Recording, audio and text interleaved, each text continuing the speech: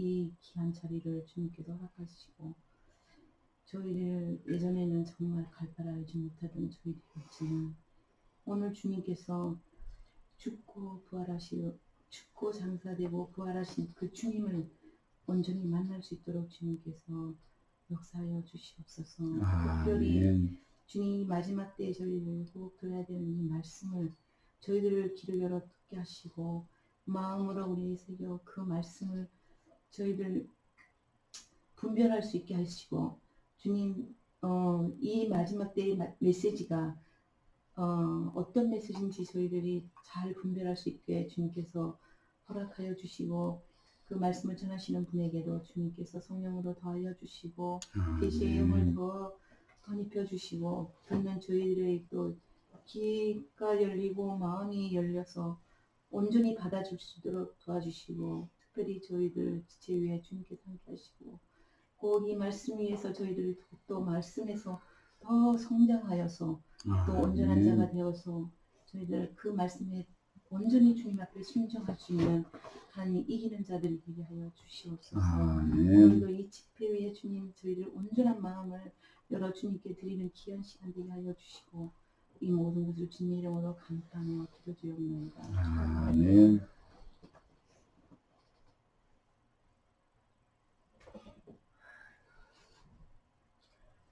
은혜로우신 하나님 아버지, 그동안 저희가 정말 말씀에 갈급하여 여기저기 많이 떠돌아다녔지만 결국 이 지점에 정말 하나님 말씀이 여기 있다는 것을 알고 깨닫게 하여 주시고 이곳에 앉아있게 하여 주시면 너무나 감사합니다.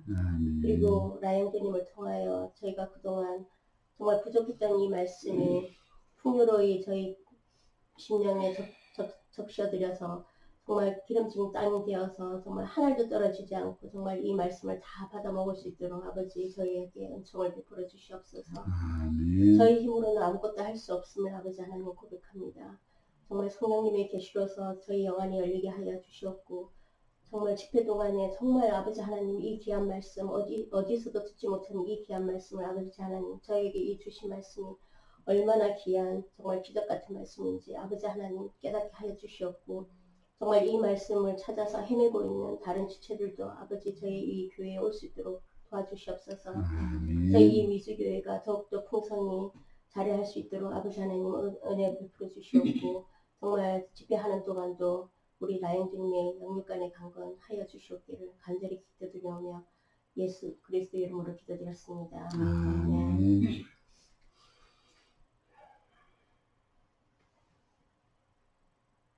예, 아멘.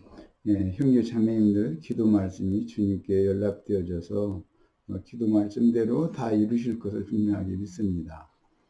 예, 특히 우리 사랑하는 우리 형제 자매님들에게 주님의 은혜가 넘쳐서 사람들을 만나면 주님께서 사람들을 보는 눈으로 동일한 눈으로 같이 바라보고 그 한 영혼을 위해서 내가 무엇을 어떻게 해야 할지, 내가 이 자리에 왜 있는지, 이 사람을 내가 왜 만났는지, 이런 상황은 왜 왔으며 나는 이 상황에서 무엇을 어떻게 해야 하는지 이런 거에 대해서 주님께서 다 일일이 지적하시고 말씀해 주셔서 사람을 데려다가 주님 앞에 인도하는 전도자로서의 증거자로서 사명을 충실하게 감당할 수 있도록 우리 형제 자매님들 각자에게 주님께서 사명도 주시고 그런 능력도 주시고 사람도 붙여주시고 만날 때마다 사람을 볼 때 예수님이 우리 불쌍한 인간들을 보는 같은 동일한 눈과 그런 마음과 정신과 생각으로 사람을 대해서 어떻게 해서든지 그 사람을 얻어서 주님께로 중매하는 중매자로서 충성된 남은 인생 잘 경영해서 모두가 성공적인 인생으로 인생을 마무리하고 주님께 데려감을 받는 축복이 우리 형제 자매님들 모두에게 임하기를 주의 이름으로 기도합니다. 아멘. 아멘.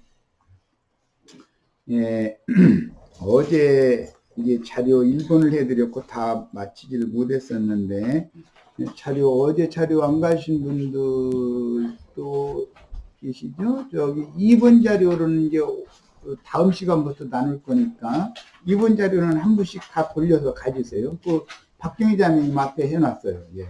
한 분씩 다 갖고 계시면 됩니다. 예. 2번입니다. 그거는. 예. 이거 어저께 그거 아니, 이제 어제 거 1번 자료는 지금 저기 예, 우리 그 서자매님, 서영아 자매님, 예, 오늘 이게 반가운 얼굴을 이렇게 그냥 만나볼 수 있도록 주님께서 인도해 주셔서 내가 너무 감사하고, 예, 1번 자료 예, 하나 가지시고 2번 자료는 다 한 분씩 또 오늘 준비를 해 놓은 거니까 또 한 분씩 다 가지시고 이렇게. 그러니까 자료가 오늘까지 2개가 나간 거예요. 예.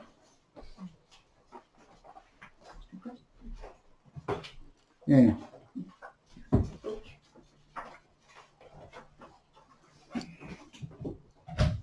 예. 우선은 1번 자료의 그 어제 그 읽고 마쳤었는데 2페이지 부분을 다시 소급해서 읽도록 하겠습니다. 지금 우리는 요한복음 17장 말씀을 나누게 됐는데 요한복음 17장 말씀은 사도 요한이 예수님의 그 마지막 6월절 마지막 기도 말씀 자신의 영혼과 또 세상에 남겨두고 떠나셔야 되는 입장에서 그 제자들을 주님의 손에 부탁하면서 흐느껴 우시면서 이게 드렸던 이 생에서의 마지막 기도 내용이 요한복음 17장입니다.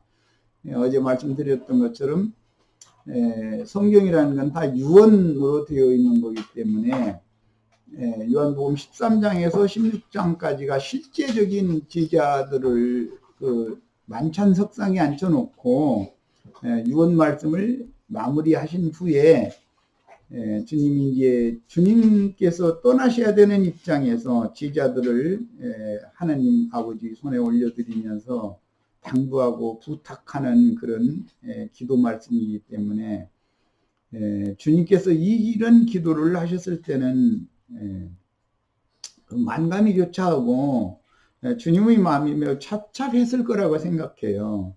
뭐 그때 당시 정황을 잘 생각하셔야 됩니다. 제자들은 지금 이 기도 말씀이 지나면 이제 18장에는 이제 겟세마네 동산에 가서 그 개인 기도를 하고는 그 다음에 그 겟세마네 동산에서 잡혀가고 그날 밤에 신문 받고 내일 이제 아침 9시에 이제 십자가에 못 박혀 죽을 거예요. 예수님은 그런 모든 일정을 다 알고 계셔요.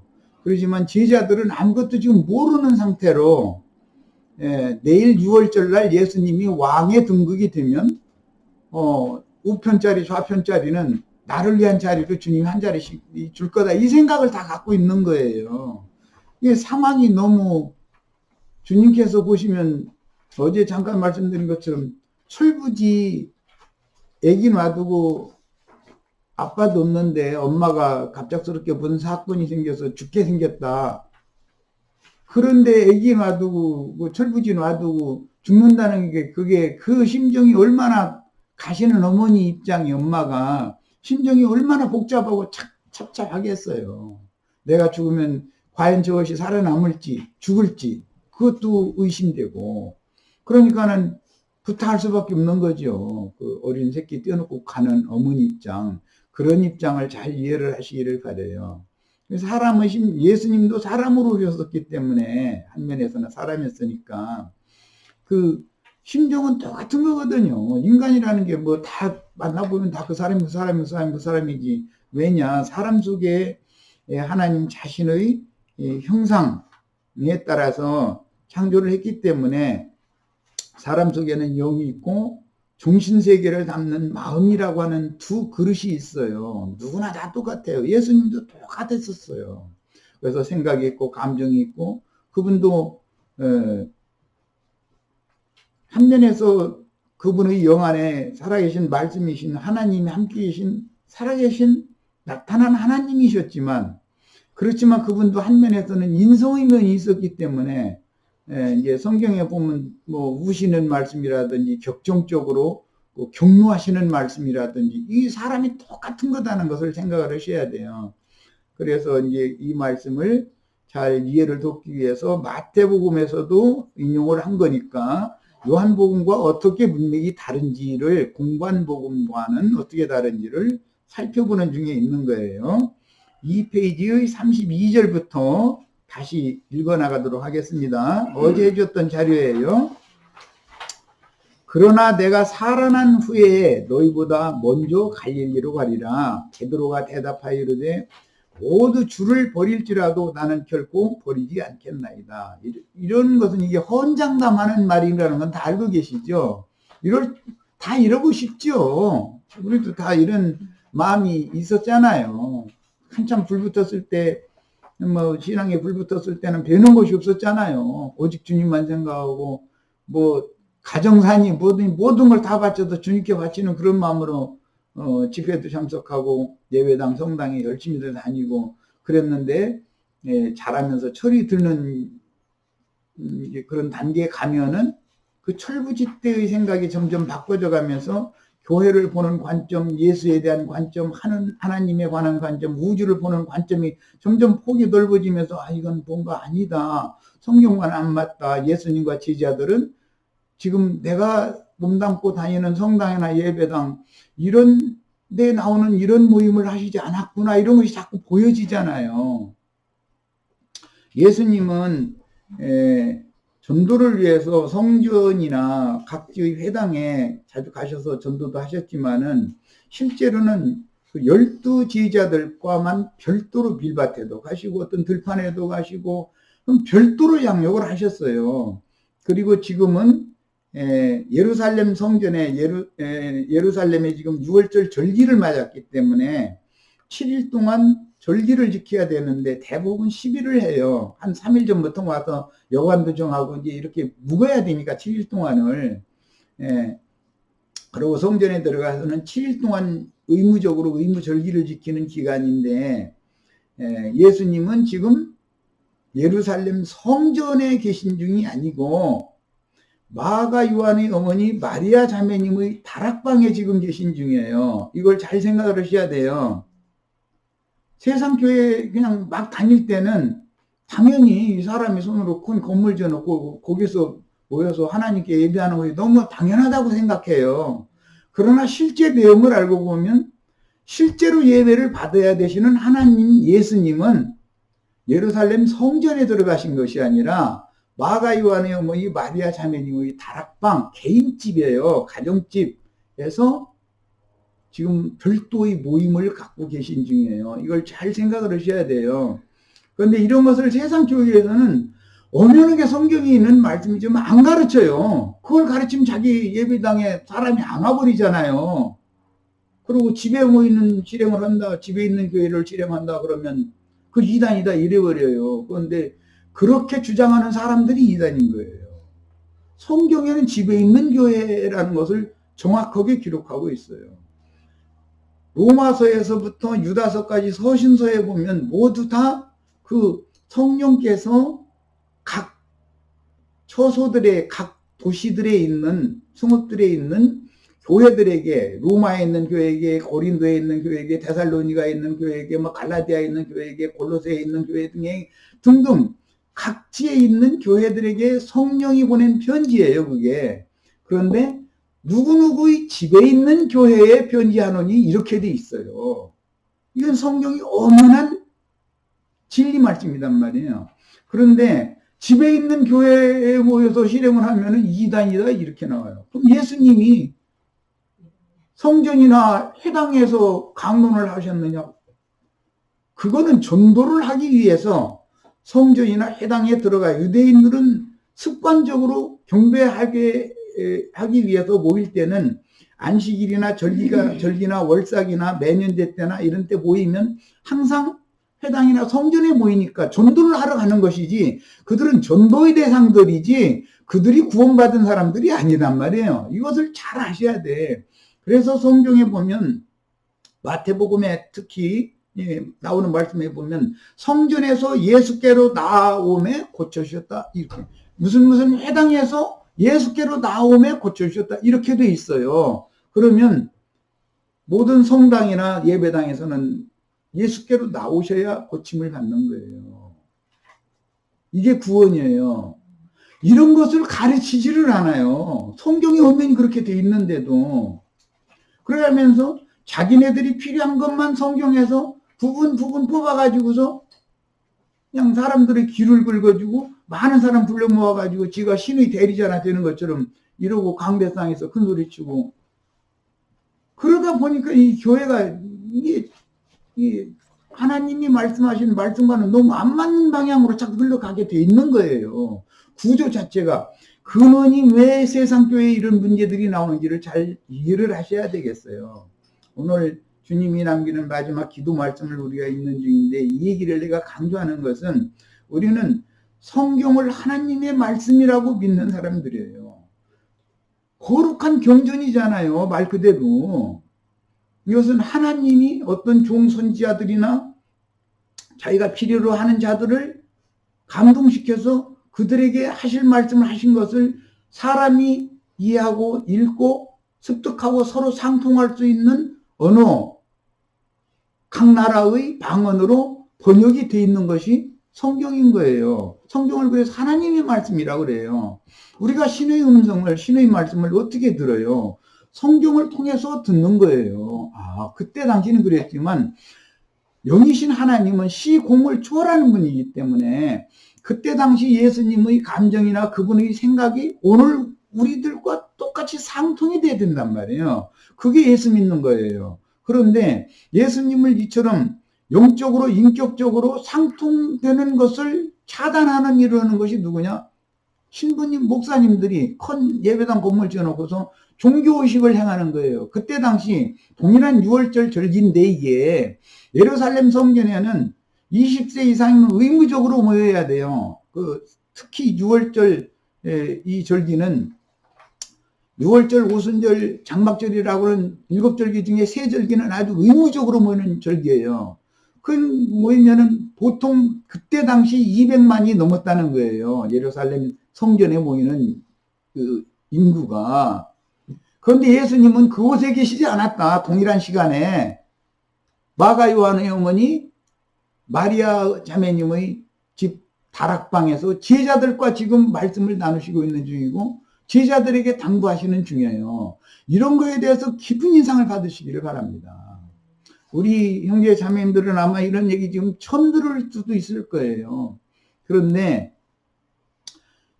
세상 교계에 주님이 계신 것이 아니라 성경에 사람의 손으로 지은 전에는 하나님이 계시지 않는다고 돼 있어요. 그건 내가 하는 말이 아니라 성경에 이렇게 돼 있어요. 사도행전 7장에도 나오고 17, 사도행전 17장에도 나오죠. 13장에도 나오죠. 13장에 17장에 17장에도 나오죠. 이렇게 나와요. 하나님은 사람의 손으로 지은 건물 신전에 계시는 것이 아니라는 거예요. 누구누구의 집에 있는 교회 모임에 계셔요. 이것을 잘 생각하셔야 돼요. 뿐만 아니라 그 집에 모였어도 그 사람의 심중에, 영과 마음에 성령으로 오신, 재림하신 주님이 함께 계시지 않으면 소용없는 짓을 하는 거예요. 오늘 우리 유재근 형제님 집에 모임을 갖고 있지만 여기 왔다 해서 다 되는 것도 아니잖아요. 몸만 왔지. 나의 영과 정신세계는 세상의 영과 세상 생각을 지금 하고 여기 앉아 있으면 그건 하나님과 상통하는 사람이 아니잖아요. 이런 걸 잘 생각하시기를 바라요. 우리 지체들에게는 은혜가 있기를 바랍니다. 믿음이라는 건 비밀에 속한 것이고 은혜에 속한 문제예요. 주님께서 예수 그리스도 안에 있는 그분의 믿음, 믿음의 주요 온전케 하시는 믿음의 주인이신 그분이 그분 자신의 것이 그게 믿음인데 믿음 세계에 관하여 그분이 계시로 주시는 사람의 것인 거예요. 예배당에 다닌다고 믿는다고 생각하시면 안 돼요. 성당에 다닌다고 해서 믿는 사람이 아니에요. 믿는다는 건 영접한다는 것이고 나와 그분이 하나가 된다는 것을 의미하는 거예요. 영과 정신이 하나가 되시는 거. 이것이 제일 중요한 관건이에요. 오늘 이런 거를 이제 마음에 담아 두시고 오늘부터 나가는 이번 2주 집회 동안에 주님께서 정말로 형제 자매님들의 그 하늘문을 다 활짝 여시고 심령과 마음속에 하늘에서 부어주시는 은혜의 단비를 정말로 넘치도록 부어주셔서 모두가 다 은혜에 적셔지고 살아계신 하나님을 참되게 만나고 인생이 바꿔주시기를 바라요. 지금까지 살아오던 종교인으로서의 인생으로 끝마치면 큰일 나는 거예요. 예루살렘 성전에 모인 사람들이 그 6월절에 그들이 저를 십자가에 못 박으소서 저를 십자가에 못 박으소서 외쳐서 성전에 사람이 손으로 지은 큰 건물에 모인 사람들이 예수를 죽이는 역할을 했다는 걸 꼭 기억하시기를 바라요. 동일한 절기예요. 지금 6월절 절기에 예루살렘 신전에 200만 이상이 모여가지고 하나님을 경배하고 찬양하고 어마어마해요. 그들은 성가대 조직이 몇천 명 단위로 하거든요. 성가대 있고 레위인들이 그 성가 대장이 있어서 성가 지휘하고 이렇게 막 하늘에서 막 신이 하강하는 것 같으죠. 어마어마하죠. 그들의 예배 그걸 보면은. 그런데 그들이 그 6월절에 예수를 죽였다. 이걸 잘 생각하셔야 돼요. 하나님을 찬양하는 무리들이에요. 그 사람들이요. 수백만이 찬양할 때 같이 합창으로 오면 예루살렘이 막 하늘과 맞닿는 그런 얼마나 웅장하고 어마어마했겠어요. 그랬단 말이에요. 그런데 그들이 자기들의 메시아인 예수를 죽였다는 거예요. 이것을 꼭 오늘 이 시간에 생각을 하시고 말씀을 들으셔야 되겠어요. 우리 형제 자매님들에게는 정말로 하나님의 은혜가 있기를 바라요. 이것은 은혜이신 주님께서 형제 자매님들을 찾아가 주셔서 만나 주셔야 되고 심령을 감동해 주셔야 되고 마음을 만져 주셔야 되고 붙잡아 주셔야 되는 문제지 제가 여기서 아무리 떠든다 해서 되는 문제가 아니잖아요. 나는 대언을 하지만 받아들이는 분들은 주님과 직접적인 교통을 하셔야 돼요. 해서 은혜를 다 받으시기를 바랍니다. 자, 이제 이런 관점을 가지고 읽어나가겠습니다. 예수께서 이르시되 내가 진실로 네게 이르노니 오늘 밤 닭 울기 전에 네가 3번 나를 부인하리라. 이게 그 밤을 말하는 거예요. 이 밤에 잡혀갈 거거든요. 이제 조금 후에 이 기도 말씀이 끝나면 제자들을 데리고 감람산으로 가서 마지막 아버지여 이 잔을 내가 마시지 않을 수만 있다면 마시지 않게 해달라고 흐느끼면서 통곡하면서 기도를 하셨다는 거예요. 그런데 제자들은 그때 다 졸고 잤다는 거잖아요. 그 시간에. 자, 그러니까 그때 당시 정황을 잘 이렇게 그려보세요.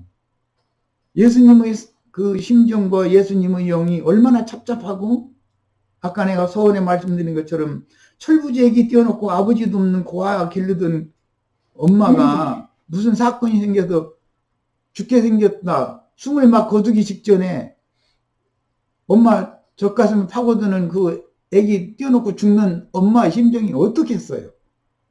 지금 상황이 이렇다는 걸 이해를 하셔야 돼요. 그러니까 성경을 읽을 때 우리는 그때 당시의 지리도 알아야 되고 풍토도 알아야 되고 그들이 언어 관습도 알아야 되고 생활 관습도 알아야 되고 그때 당시 정황을 잘 알아야 나의 영과 주님의 영이 상통이 되는 것이지 그냥 검은 글씨고 하얀 종이고 이런 식으로 읽어가지고서는 주님과 내가 영적으로 만날 수가 없는 거예요. 피상적인 종교인이 되는 거지. 기독교인이 되는 거죠. 그야말로. 우리는 그리스도인들이지 기독교인들이 아니에요. 교인들이 아니에요. 우리는 그리스도의 사람들이다. 다 그리스도의 사람들이 되는 축복이 이번 미주 집회 약 2달 내가 이제 머물 예정으로 왔는데 이 기간에 정말로 하늘과 나의 영이 상통되고 나의 영과 예수님의 영이 상통되고 이렇게 해서 내가 예수님이 앉아 계신 하나님의 보좌에 내가 함께 앉는 그런 축복된 집회가 되도록 꼭 축복을 다 받으시기를 바라요. 아멘. 이것을 얼마나 내게 기도를 많이 해가면서 왔는지 몰라요. 오직 내가 여기 온 목적은 이거예요. 미리 부탁을 드렸습니다. 자, 이제 36절 갑니다. 35절이지. 베드로가 이르되 내가 주와 함께 죽을지언정 주를 부인하지 않겠나이다 하고 모든 제자도 그와 같이 말하니라. 이게 헌이라는 거예요, 이게. 그런데 열심 낼 때는 우리도 다 이랬단 말이에요. 다 이런 경험 다 있으시죠? 목숨도 아깝지 않게 다 바칠 거라는 그런 마음이 있었잖아요. 그런데 그것이 영적인 게 아니라 육적인 생각이 있었다는 것을 아는 사람이 없어요. 그건 전부 혼적인 상태지 영적인 상태가 아니에요. 실제적인 위협의 상황이 오면 도망가게 돼 있어요. 그런데 이때 당시까지만 해도 베드로가 지금 거짓말하는 건 아니거든요. 다른 제자들이 모든 제자들도 그렇게 똑같은 말을 했다고 그랬는데 이때 당시는 이제 하나가 빠졌으니까 11제자인데 11명의 제자가 동일한 생각을 가지고 있었어요. 우리도 다 불 붙었을 때 초신자 때 첫사랑에 한번 막 빠져가지고 하면 되는 게 없거든요. 인생사에서도 첫사랑 한번 빠지면 되는 게 없잖아요. 부모가 말려도 안 소용없어요. 부모보다 이 남자친구가 여자친구가 우선인 거예요. 나중에 정신 들여서 보니까 그때 내가 왜 그랬지 하면서 나중에서 뭐 그때 동태 뭐가 뭐 껍질 씌었느니 뭐니 뭐 해가면서 이제 이렇게 쌓는 것이지 한참 막 불 붙으면 정신이 하나도 없거든. 그것밖에 안 보이니까 다 이런 과정은 거치는 거예요. 왜? 사람은 육의 몸이 있고 혼이 있고 영이 있는 거기 때문에 영적인 단계까지 가야만 영이신 하나님과 상통이 되는 것이지 육적인 상황에서는 자기가 예수 제일 잘 믿어요. 이 세상에서 나같이 예수 믿는 사람 있으면 나와보라고 그러고 저 사람은 말이야 나를 전도한 권사님이시고 장로님이신데 너무 믿음이 전문이 아니야. 다 속으로는 다 이랬어요. 나도 그랬으니까 뭐 우리 시체들이라고 안 그럴 리가 있어요. 그런데 그거는 영적인 믿음이 아니라는 거예요. 영의 세계에 대해서 아직 깜깜할 때 뭘 모르고 그러는 거예요. 뭘 모르면은 자기가 제일인 줄 아는 것이거든. 사리분들이 없으니까. 예, 야, 이제 36절입니다. 이에 예수께서 지저들과 함께 겟세마네라고 하는 곳에 이르러 그랬어요. 이게 겟세마네라고 하는 건 기름 짜는 곳이라는 의미를 가지고 있어요. 이게 감람산이니까 감람료, 영어권에서 올리브유라고 그 식용유로 많이 나오잖아요. 지금 중동제방에서 올리브나무 거기 열매가 많이 맺으니까 그거 이렇게 기름 내 가지고 전 세계에 수출해서 뭐 한국에도 올리브유 굉장히 흔해요 지금은요. 그리고 올리브유가 그렇게 좋다는 거잖아요. 뭐 들기름, 참기름보다도 오히려 요즘에 올리브유 소비가 더 많은 것 같아요. 가보니까. 그런데 이게 감람산이라고 하는 것은 올리브나무가 그렇게 많이 심겨져 있는 산이라는 뜻이에요. 그러니까 그 감람산의 겟세마네라고 하는 곳은 예수님이 그곳에서 뭐 땀방울이 핏방울 같이 떨어지는 그런 애타는 마음의 기도를 하신 것이다라고 이제 유명하지만 그것은 감람 열매가 많이 맺는 곳이고 이스라엘은 그 감람 기름을 굉장히 귀하게 여겼어요. 특히 감람 기름 중에서도 상등품을 11조로 의무적으로 내야 돼요.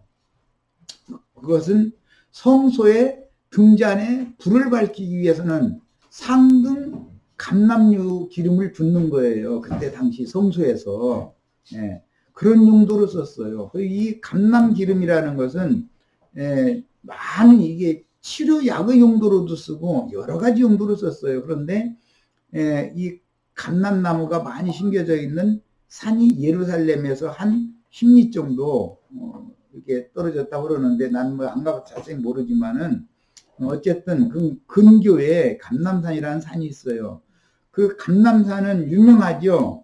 그 사무엘 그 하에 보면은 다윗이 그 아들 압살롬에게 반역을 당해가지고 왕궁을 비워두고 이제 출궁을 했어요. 그런데 피난길에 어떻게 했느냐면은 기드론 시내를 건너서 감람산에 울면서 머리를 풀어서 가리고 울면서 감람산에 올라가서 예루살렘을 향해서 기도를 해요. 그것 그대로가 지금 이루어지는 거예요. 구약 성경에 있는 말씀이 지금 요한복음 오늘 우리가 말씀 나누는 17장에 이루어지는 거예요.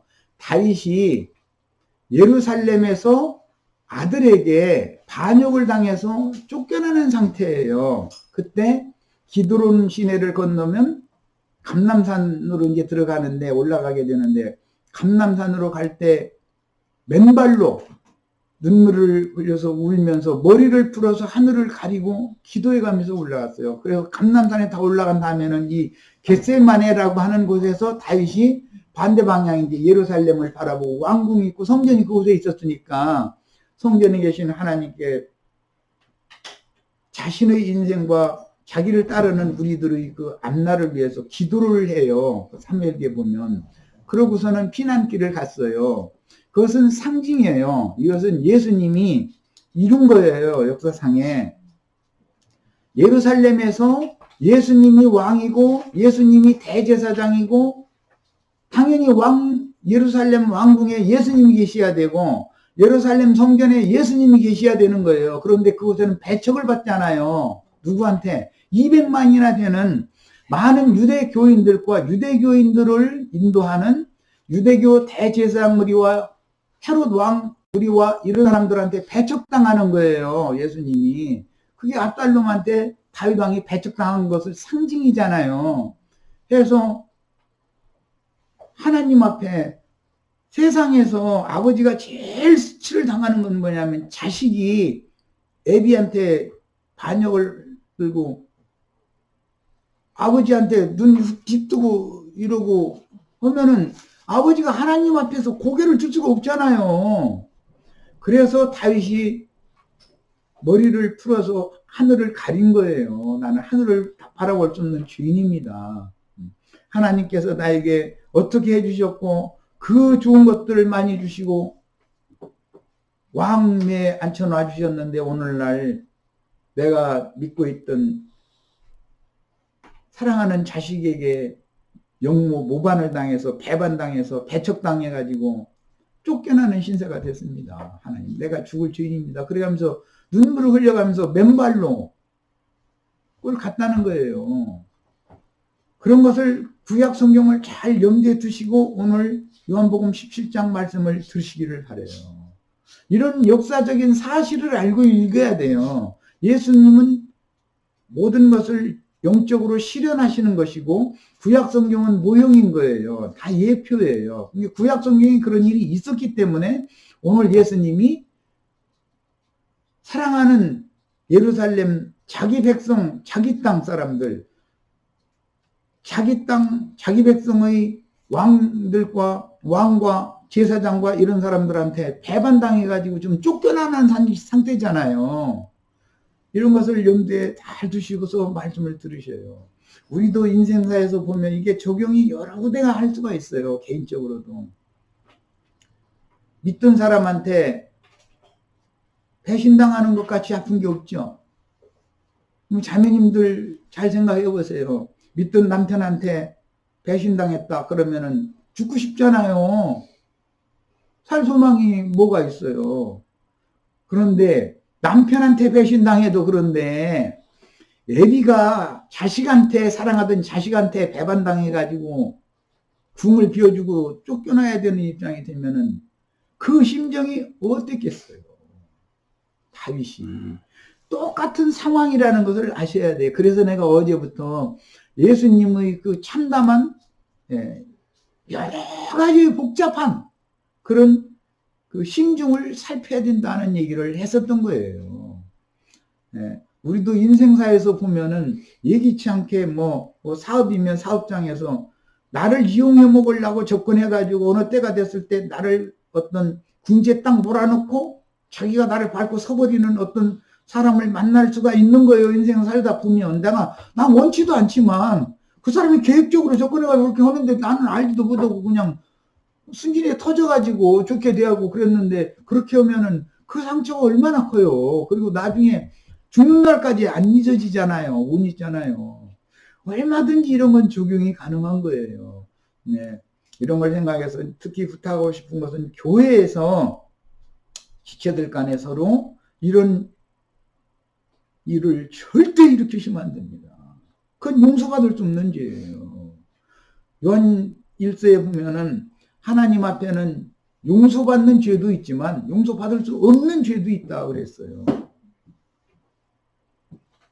용서받을 수 없어요. 압살롬은 용서를 받지 못했어요. 다윗은 마음으로 용서해주고 싶었어요. 그런데 요압이라는 사람이 이런 놈은 살려놓을 가치가 없다 해가 죽여버렸어요. 다윗은 목숨은 살려놔다고 그 요압 장군한테 부탁해서 보냈거든요. 압살롬 군대와 대적을 하는 상황이 됐을 때 분명히 하나님이 나에게 네를 다시 물려주겠다. 네 자손을 통해서 너의 위를 물려주겠다. 약조를 분명히 하셨기 때문에 다윗의 군대가 패한다라고는 믿지를 않았어요. 다윗은 분명히 내 군대가 숫자적으로는 적었지만 내 군대가 이긴다. 요압이 인도하는 군대가 압살롬의 군대를 당연히 이긴다. 그럼 압살롬을 죽일 수 있을 거라는 걸 염두에 뒀기 때문에 출전을 하는 요압에게 비밀이 불려서 부탁을 했거든요. 상황이 다급한 상황이 와도 내 아들 압살롬 목숨만큼은 살려줘라. 이게 아버지니까 자기 생명의 분신인데 죽이고 싶었겠어요. 그런데 하나님이 그를 죽이려고 작정하셨기 때문에 마침 상수리나무 사이로 발 타고 도망가는데 작전가지에 이 머리 상투가 툭 끼더니 매달려 버리더라는 거예요. 그러니까 요압의 그 부장이 가서 저 상수리나무 사이에 매달려 있습니다. 나무 사이에 달리는 것은 예수님이 대신 죽어야 되는 걸 상징하는 거잖아요. 압살롬 대신 다윗이 죽는 것을 상징한 거예요. 이게 우리 죄인이 우리잖아요. 우리가 하나님을 배반한 자들이죠. 우리를 대신해서 예수님이 죽어야 되는 실제로는 우리가 죽는 거예요. 그 압살롬이 죽는 게 상징이에요. 그래서 압살롬은 다윗은 살리려고 했지만 요압은 단창으로 가도 단창에 찔러서 죽여버렸어요. 그런데도 요압을 징계는 않잖아요. 그것이 이루어지는 것이 나의 죄를 내가 죽은 거예요. 예수님 죽을 때 좌편 강도가 바로 압살롬의 상징이고 나단 말이에요. 나를 위해서 예수님이 죽은 거예요. 그리고 우편 강도로 그분이 부활되셨단 말이에요. 이걸 보여주는 거예요. 이게 다윗의 마음에는 압살롬이 살아있는 거예요. 죽은 게 아니고. 다윗은 그 아들 압살롬을 죽이고 싶지가 않았었거든요. 이런 그림을 잘 알아야 십자가 사건이 뭔가도 알 수가 있어요. 오늘 밤에 이 기도 말씀을 이해를 하시려면 다윗 시대에 있었던 사무엘하에 대해서 전체를 잘 이해를 하셔야 돼. 네. 여기까지 말씀드리고 더 읽어나가겠습니다. 36절 이에 예수께서 제자들과 함께 겟세마네라 하는 곳에 이르러 제자들에게 이르시되 내가 저기 가서 기도할 동안에 너희는 여기 있으라 하시고 11제자들 중에 8명을 겟세마네라고 하는 곳의 입구에 초입에 너희는 여기 머물러라 이렇게 했다는 거예요. 하시고 베드로와 세베대의 두 아들 야고보와 요한이죠. 베드로, 야고보, 요한 세 제자는 특별히 데리고 8제자는 초입에다 놔두고 한참을 더 그 골 속으로 들어가는 거예요. 감람산 골 속으로. 감람산이 이렇게 골짜기가 있는데 그건 비유예요. 그 감람산 골짜기는 우리 불쌍한 영혼들이 하나님 앞에 은혜를 입어서 도망가서 구원을 받는 그게 구원의 통로에 대한 상징인 거예요. 그래서 이제 스가랴서 여기에 이제 보면은 감람산에 그날에 주 여호와의 발이 감람산에 이게 디딜 것이고 산이 이렇게 좌우로 갈라지게 될 것이고 깊은 골이 날 거다. 감람산 골짜기가 나요. 그런데 그때 너희는 그 골로 아셀 지역까지 골을 내가 내놓을 거니까 거기로 급히 도망가라. 우시아 때 지진 났을 때 지진 피해서 도망가처럼 뒤를 돌아보지 말고 속히 도망가라 그랬어요. 그게 비유예요. 지금 감람산은 깊은 골짜기가 있는데 맨 초입에 8제자가 있다 생각하시면 돼요. 그 다음에 어떤 중간 지대까지 3제자를 또 데리고 가는 거예요. 그리고 몇 발짝을 더 앞서서 주님이 혼자 가서 흐느끼면서 기도를 하신 거예요. 상황을 잘 생각하셔야 돼요. 그래서 어제 내가 이미 말씀드렸어요. 기왕 주를 따르면 주님과 근접한 거리까지 따라가야 된다. 가장 가까이서 주님을 따라야 된다. 멀리 따르지 말아라. 어제 말씀드렸어요. 우리 형제 자매님들은 주의 성령께서 어디로 인도하시든지 죽는 데까지라도 근접한 거리에서 따라가시기를 바라요. 네. 베드로가 내 죽는 데까지 따라간다고 그랬죠. 그런데 그게 허언이 되면 안 되는 거예요. 네. 주님이 지금 죽으러 가기 전에 기도를 하러 가셨으면 주님과 가까이 가서 들어야 되잖아요. 기도 말씀. 무언 기도를 하셨는지를 요한은 들었잖아요. 가까이 있었으니까. 그러니까 요한복음 17장에 그 구체적인 기도 내용이 나온 거예요. 그런데 공관복음에는 이 내용이 안 나오잖아요. 지금 우리가 인용구에서 읽는 이 내용만 나오고 있지. 마태, 마가, 누가복음에는 이 내용만 나오는데 마태복음을 인용을 내가 일부러 한 거예요. 자, 요한복음 17장의 기도 내용은 8제자는 못 들었어요. 너무 예수님을 따랐지만 감람산까지는 따라갔지만 겟세마네까지는 따라갔지만 근접거리에까지 가지 못했으니까 주님의 기도를 못 들은 거예요.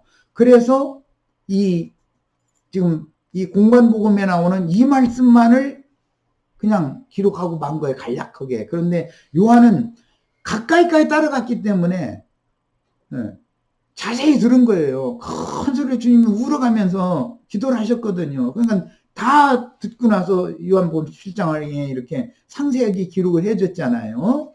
네, 우리도 이렇게 예수를 믿어야 돼요. 요한이라는 이름이 뭔 뜻인지는 여러 번 말씀드렸으니까 인터넷상에서 다 들어서 아시죠? 요한이라는 뜻이 뭔 뜻이에요? 지한. 여기는 지한이라고 그러지? 지온이라고도 않고 지한이라고 그러대. 네. 주의 사랑하시는 자라는 뜻이에요. 지한이라는 이름이, 요한이라는 이름이 참 좋은 뜻이에요. 그게 주의 사랑하시는 자다, 그런 뜻이에요. 오늘 우리 형제 자매님들 다 요한이 되시기를 바라요. 주의 사랑하시는 자가 되셔야 되겠어요. 지금 이 요한복음 말씀은 세상에 있는 자기 사람들을 사랑하시되 끝까지 사랑하시니라. 요한복음 13장 1절. 여기서부터 지금 쭉 6월절 마지막 날 제자들 이렇게 지금 우리와 같은 이런 모임장 이런 상태인 거예요. 이런 것이 지금 막 강대상 높은데 막 목사 예수님 올라가서 서시고 막 거기 꽃 화분 막 어리뻑쩍하고 막 해놓고 뒤에다 십자가 막 만들어 놓고 이렇게 강론하고 예수님은 그런 일이 없어요. 그런 일을 한 번도 한 적이 없어요. 이거를 잘 아셔야 돼요. 그런데 그렇게 하는 것이 습관이기 때문에 당연히 그렇게 하는 줄 아는 거예요. 세상 교회 사람들한테 한번 가서 얘기해 보세요. 예배당 성당에 하는 것이 뭐가 다 틀리냐, 뭐가 문제냐, 그들은 그걸 발견을 못해요. 성경과 어떻게 다른지를 몰라요. 왜? 신부 목사 자신이 모르니까. 예수님의 신앙생활과 율법 종교인들의 신앙생활이 어떻게 다른지에 대해서 개념이 없는 거예요. 개념이. 사람이 세상에서 개념 없이 살면 불쌍한 사람이에요. 그 아무 생각 없이 사는 사람이잖아요. 예배당 열심히 내는 사람들 보면요, 개념이 없어요. 성경에 대해서 질문해보면, 이런 얘기 질문해보면요, 요한복음 그 17장 예수님이 그 마지막 기도 말씀에 대해서 어떻게 생각을 하냐 한번 물어보세요. 목사님한테 한번 물어보세요. 뭐라고 얘기하는지. 사람들. 이래요. 가르치는 사람이 그러니 그런 사람들한테 가르침을 받고 나온 신자들이 신앙생활을 오래 하셔서 뭐 신심이 좋다고 해서 장로님도 되시고 권사님도 되시고 그래도 그분들 다 종교인 만들어놨고 아까 우리 여기 서영아 자매님 나 이거 자매님 오늘 얼굴 이렇게 보니까 너무 행복한데 나 이제 병이도 안 왔게 생겼네 이 바람에 주님께서 그래서 보내주셨구만. 이상하게 내 마음이 그렇게 편안하고 너무 대하는 것이 너무 좋아요. 마음이 그렇게 기쁘고. 예. 그런데 예배당에 수십 년 신앙생활을 한 사람도 이런 증거를 하면 못 알아들어요. 자기네들이 관념에 세뇌당에 있었기 때문에. 믿음과 세뇌시키는 것은 다른 거예요. 믿음을 받는 문제와 세뇌당하는 것이 같겠어요? 그건 전혀 다른 얘기죠. 차원이 다르죠. 예수 그리스도 믿음의 주인이신 예수 그리스도 안에 있는 믿음으로 구원을 얻는 지혜를 얻는다. 이렇게 돼 있어요. 기독교인들의 믿음으로 구원받는 게 아니에요. 유대인들의 믿음으로 구원받는 게 아니에요. 예수 그리스도 안에 있는 믿음으로 구원받는다. 이렇게 돼 있어요. 성경을 자세히 읽어야 돼. 그래서. 그런데 자신들이 예수 안에 있는 믿음이라고 생각하는 거예요. 이거 참 꿈도 커. 그런 사람들 보면 진리를 하는 사람들 보면 너무 딱한 거예요. 어찌 사람들이 저렇게 동일한 성경을 읽는데 아니 성경에 있는 말씀을 증거를 하는데 왜 저렇게 못 알아듣고 저렇게 거기 길을 쓰고 저러고 거기에 달려 나가서 강대상 앞에 가서 은혜 받는다고 저러고 난리를 낼까 그 생각을 보면 거기는 나도 옛날엔 그랬지 또 그러니까 또 할 말도 없지 또 참 나쁘고 보면 우리 형제 자매님들은 신앙이 다 적어도 청년 이상으로 어린아이 신앙의 티를 벗어나셔서 적들 다 떼셔야 되고 청년 이상으로 자라서 단단한 식물을 주면 그걸 스스로 숟가락질하고 젓가락질해서 스스로 음식 먹을 수 있을 만큼 스스로 말씀 읽고 스스로 해석이 될 만큼 그렇게는 다 되셔야 돼요. 그렇게 해야만 가나안 땅에 들어갈 수가 있어요. 20세 이상 청년 이상만이 가나안 땅에 들어가는 거예요. 여기까지여서 일단은 첫 시간은 시간이 돼서 마치도록 하겠습니다.